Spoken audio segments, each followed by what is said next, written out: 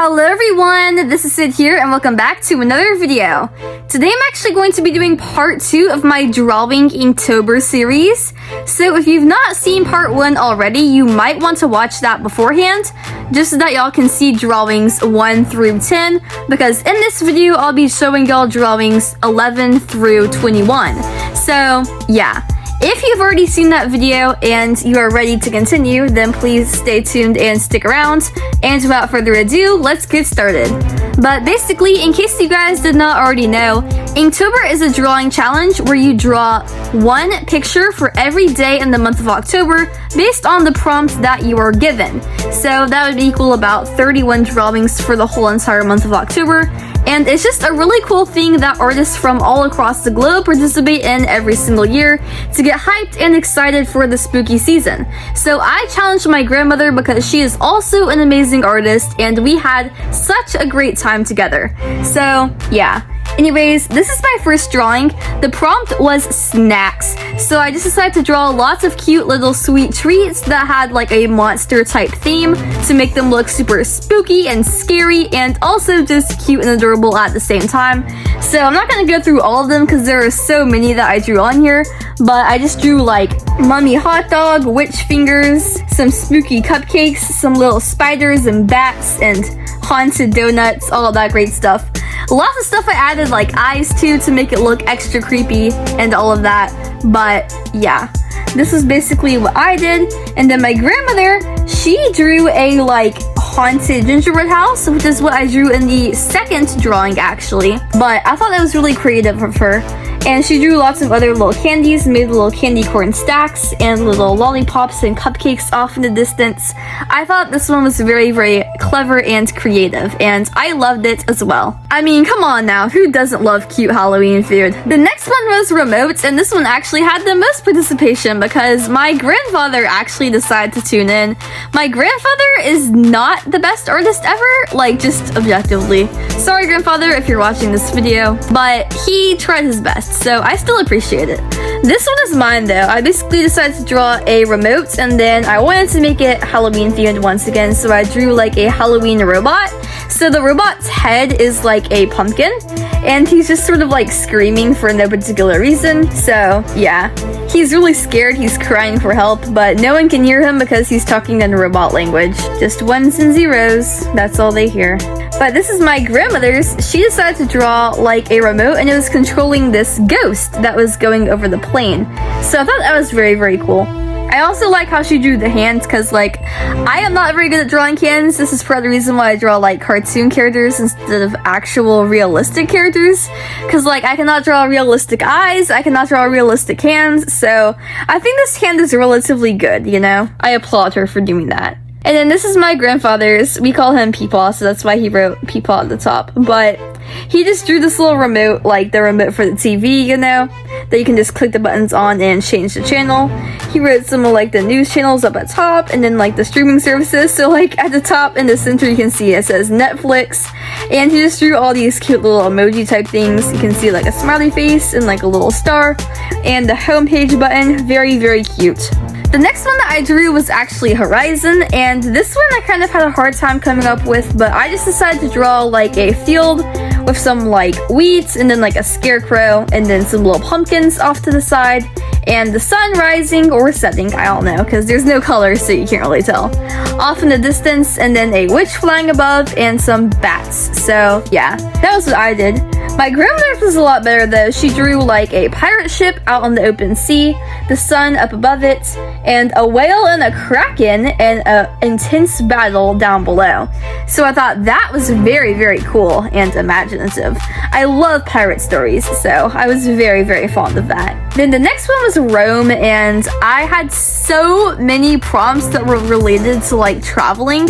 I don't know why, because I had like trek, hike, expedition, uncharted, navigator, Rome, like what the literal heck, bro? Give me some variety. But anyways, I just decided to draw people like roaming throughout the city. They're just little cute monsters, so I had this like, I don't know what monster that one is, but I guess he's like a goblin type thing maybe, with like a little jester hat. I don't know, I drew him, then I drew like a big bug type insect dude, then I drew like a little ghost, and then I drew a black cat. So they're all on the line walking down the streets together, and they're just having a great time. And then my grandmother drew this one. It's like them walking through a corn maze, which is really cool. Because I love corn mazes, I don't know why.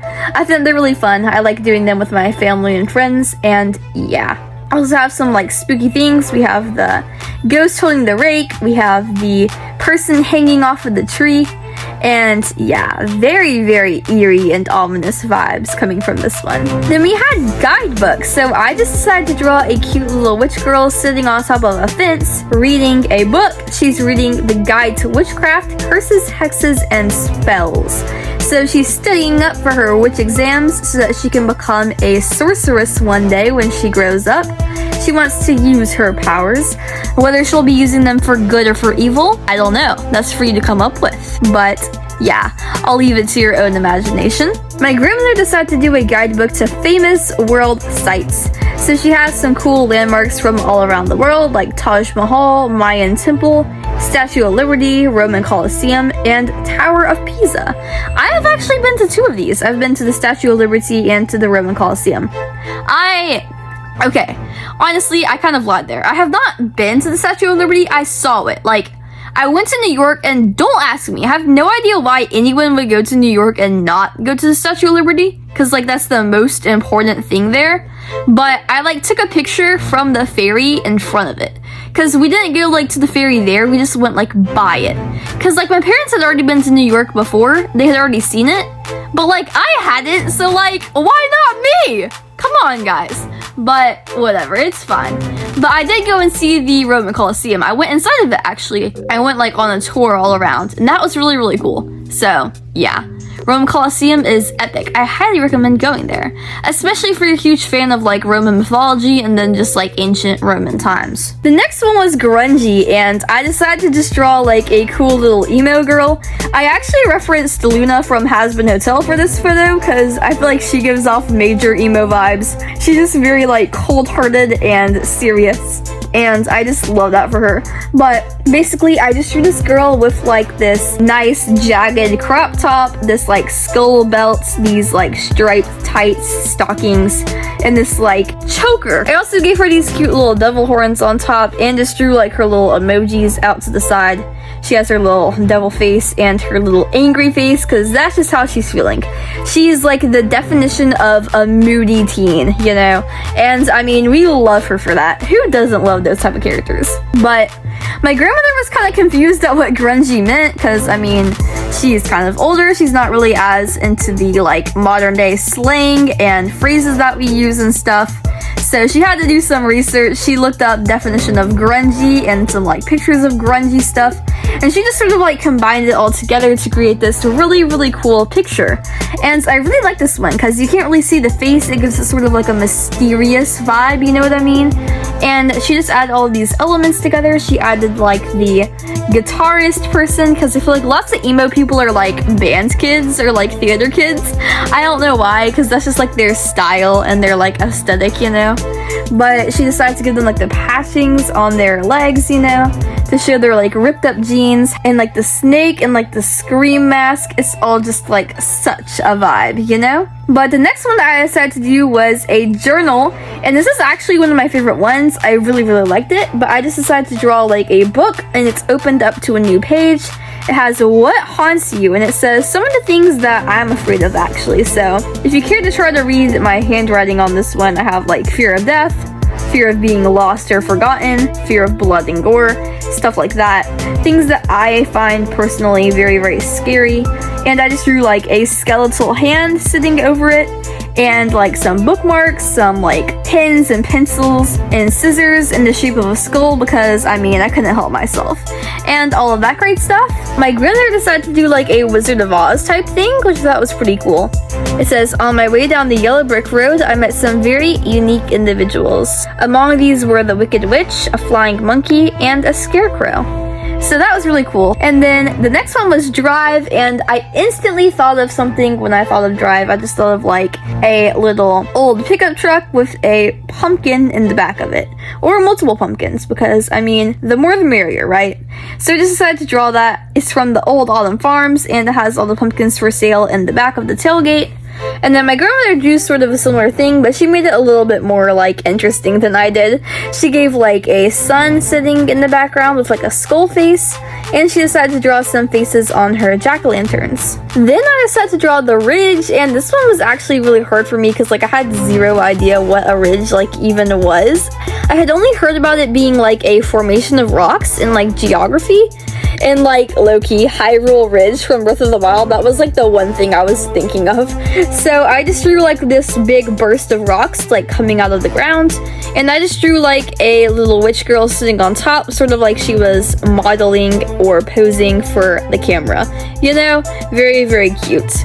And my grandmother decided to do some like rock stacks with a hollow, and the pumpkins are sitting in the hollow. They look very, very cute, and a ghost is flying above looking down at them. I thought that was very, very adorable. But the last two, we have Uncharted. This one was actually probably one of my favorites, and I just drew like a big map. I'm not really good at drawing maps, but I feel like I'm getting better, so if you think I'm getting better, please comment down below. I would love that support and encouragement, because eventually I do want to get to a point where I can comfortably draw the worlds from my fantasy series.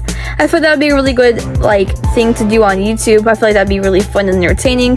But I just decided to draw like these different landscapes and stuff on this map, and I decided to do some like alliteration because it's my favorite thing ever.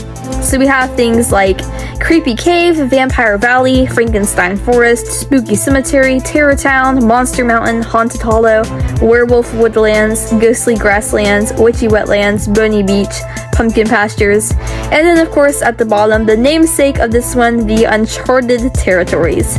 So yeah, I had an amazing time drawing this one.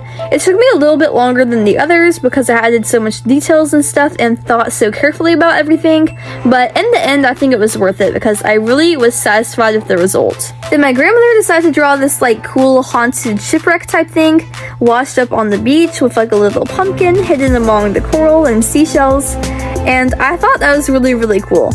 Actually, up until this point, I thought the ship was like washed up on the beach, but I guess right now looking at it, it's actually underwater. So that's really, really cool, having that like perspective, you know? Then the last one that I'm going to show y'all in this video is actually Rhinoceros. This one was a little bit more of a blatant prompt, so it just sort of like spat it out there for me. So I just drew a rhinoceros with like a broomstick in his mouth, and he's wearing a witch hat, standing next to a pumpkin and some bats. And then my grandmother decided to draw, of course, the same thing, a rhinoceros. Hers looks a lot better though because of like the shading and stuff that she did to make it really stand out of the page and pop out as a realistic looking type thing. And she also drew this really cool like bat demon on top of the trees. So I thought that was very, very interesting as well. But anyways, I hope you all guys enjoyed this video, and if you did, please make sure to like and subscribe because it always means so much to me when you do, and I really, really appreciate it.